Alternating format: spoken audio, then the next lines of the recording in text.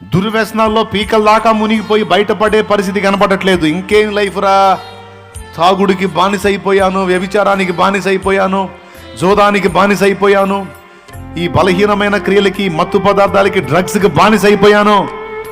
ఇంకా నేనున్న పొజిషన్లో, నేనున్న ఈ పరిస్థితులను చూసినోడు ఎవ్వడు ఒప్పుకోడు. నేను తిరిగి నార్మల్ మనిషిని అవుతాను, తిరిగి నార్మల్ కండిషన్కి వస్తాను, తిరిగి మామూలు మనిషిని అవుతాను, నా బ్రతుకు మారిద్ది అని నేను నమ్మటం కాదురా, నన్ను చూసిన ఎవ్వడు నమ్మడు అని ఒకవేళ నువ్వు అంటే, దేవుని శక్తి, దేవుడు ఏమంటాడు తెలుసా? అది మనుషులకు అసాధ్యం కాబట్టి వాళ్ళు అంతే మాట్లాడతారు, కానీ నాకు సమస్తము సాధ్యమే. నీవు నన్ను విశ్వసించగలిగితే, నీవు నన్ను ఆశ్రయించగలిగితే, నీవు నన్ను నమ్ముకొనగలిగితే